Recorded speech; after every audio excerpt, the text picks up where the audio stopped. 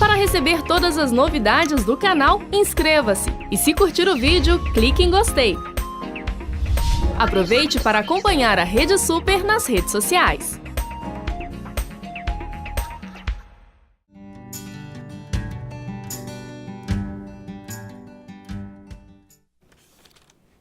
Quadro Seu Advogado, hoje nós vamos falar aí sobre direito imobiliário. E nada melhor do que o seu, o meu, o nosso advogado, o doutor Irlan Melo. Olá! Bom dia. Você gostou dessa, o seu, o meu, o nosso? Você viu? Agora sim, você é nosso. Daqui a pouco vamos mudar o quadro, nosso advogado. Isso, é isso aí. Mesmo.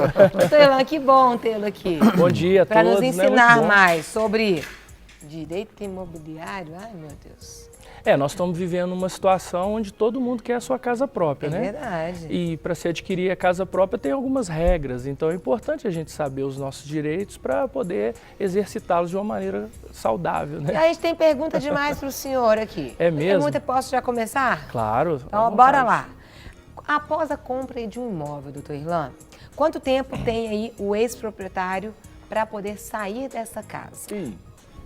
Boa pergunta, né? Comprei, tá lá, virou um ex-proprietário. Quanto Então, tempo para ele sair? Não existe, Carol, um prazo fixado por lei, né? Não há uma determinação legal de quanto tempo a pessoa deveria para sair de lá. Na verdade, o que está ali é o que é o fixado no contrato. Se no contrato diz que a partir do momento da assinatura a pessoa tem que sair, ela é obrigada a sair. Se tem um prazo de 30 dias... O contrato vira lei, então, O contrato é lei situação? entre as partes, né? Então, assim, vira lei. Agora, pode acontecer, por exemplo, situações onde a pessoa não sai no prazo fixado. Então, aí o comprador, uma vez demonstrado que efetuou o pagamento, ele pode ingressar com uma ação para ele ser emitido na posse, para ele entrar na posse do imóvel que agora é seu porque ele adquiriu. Entendi. Entendeu? Olha que interessante. Agora, doutor Irlan, uma outra pergunta assim. Eu posso sacar o meu FGTS para comprar um imóvel, sendo que eu já possuo um imóvel? Em regra geral, se você tem um imóvel, você não pode financiar outro da forma que você falou, sacando o fundo de garantia para poder adquirir esse imóvel. Entretanto, dentro dessas regras existem algumas exceções. Por exemplo, se o imóvel que você tem, ele está no seu nome, mas tem um usufruto em relação a uma outra pessoa. É uma exceção à regra. Se o imóvel que você tem é um terreno sem construção, também é uma exceção à regra e pode ser sacado o fundo de garantia também. E se você também não é o proprietário 100% do imóvel, mas você tem apenas parte do imóvel, nessas três situações, mesmo você já tendo o imóvel, você pode usar o fundo de garantia. Nas demais regras, não. Você tendo um outro imóvel, você não pode utilizar o fundo de garantia. Certo? Pergunta, doutor Irlan, eu posso, falando aí do FGTS, Sim. eu posso sacar o meu FGTS, usar uma parte por imóvel e ainda eu dou a entrada com o meu FGTS e ainda vou financiar ali o resto pelo sistema financeiro ali de habitação? É possível sim, você sacar, é até muito comum, né? Você saca parte do seu fundo de garantia, dá de entrada e o restante você financia pelo sistema financeiro de habitação. Mas eu só posso sacar essa parte, né? Você vou usar. Exatamente. E na verdade, o que acontece, Não posso Carol? tentar, vou sacar, só uso um pouquinho e vou comprar os móveis para o imóvel também. Então, aí nós vamos voltar no jeitinho brasileiro, né? Por quê? Porque é o seguinte, vamos imaginar, você está comprando um imóvel e o vendedor do imóvel é que vai receber o fundo de garantia. Então, por exemplo, ele vai receber o fundo de garantia, mas o financiamento que foi feito no sistema financeiro de habitação. Existem algumas situações onde você coloca um valor a maior, confiando que o vendedor vai te devolver parte desse dinheiro.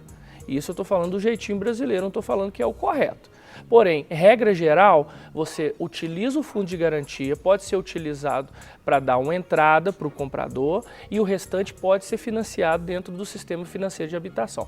Porém, nós vimos agora, né, que dentro dos vários pacotes de maldades que foram feitos agora para a população brasileira, um deles é o aumento das taxas do sistema financeiro de habitação e também a redução do percentual de financiamento, porque existiam casos que você conseguiria financiar até 100% do imóvel. Agora houve uma redução para 50%. Isso de imóveis novos, né? Imóveis novos. Agora, doutor Irlan, então, para a gente esclarecer para o pessoal de casa, assim, em linhas gerais, quem é dono do imóvel financiado? É o comprador ou é o banco?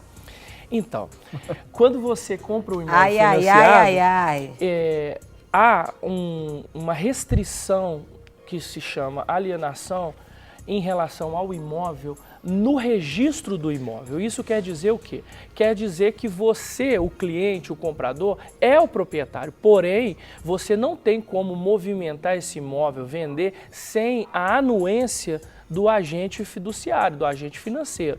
Então, em regra geral, o cliente, ou seja, o comprador, é o dono. Mas como ele ainda tem uma pendência, então o imóvel fica alienado ao banco até o pagamento.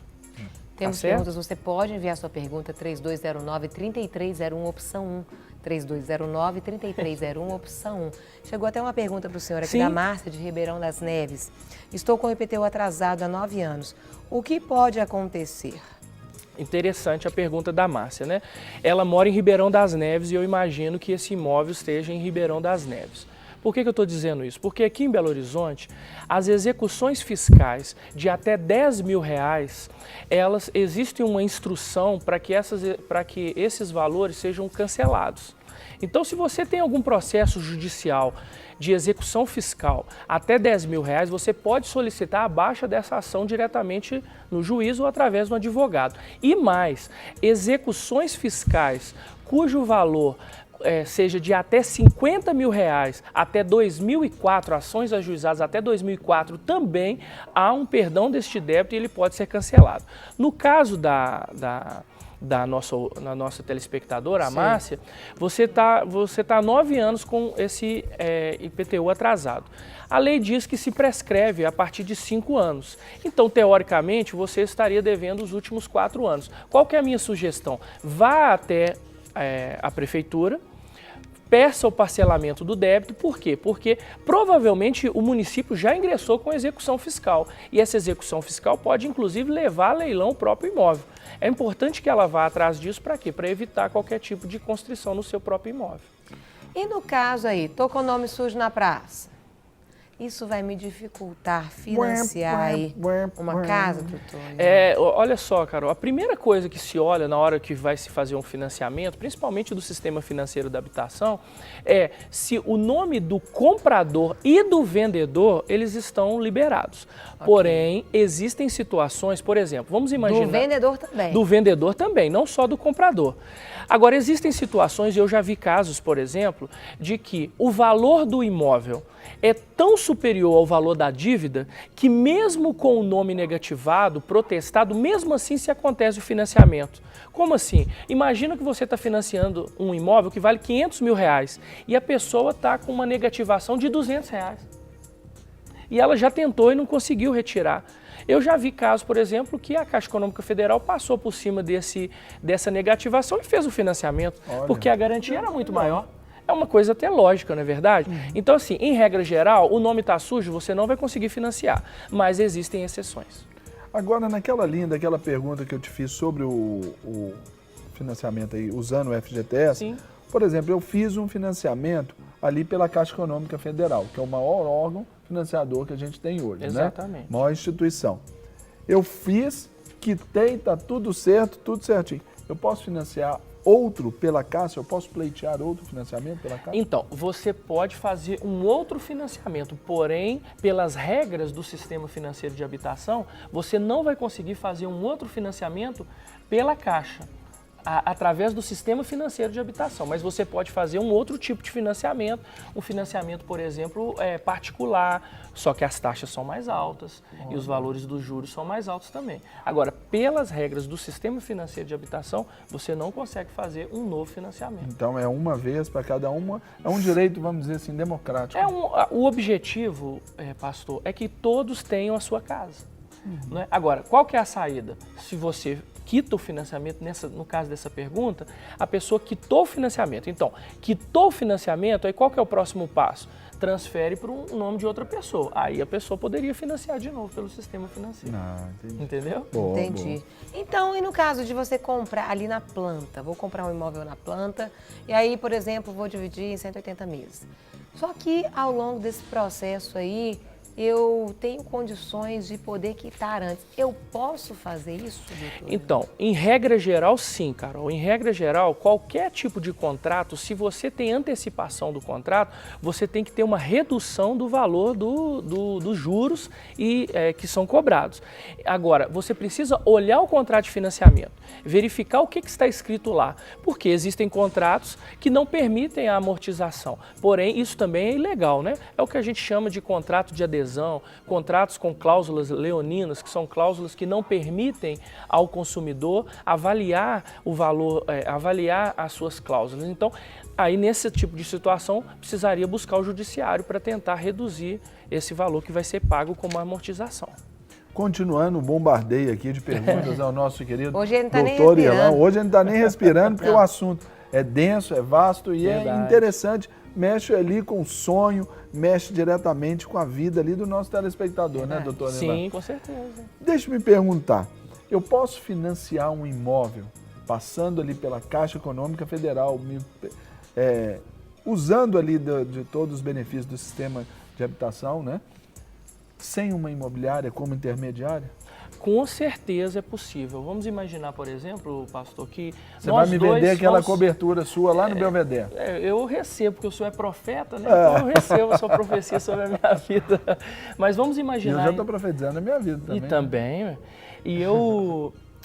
nós vamos fazer um negócio. Então não há necessidade, se nós fizermos o negócio diretamente, não há necessidade de um intermediário, não há necessidade de imobiliária, não há necessidade de corretor. Nós podemos fazer o negócio diretamente entre nós via sistema financeiro de habitação.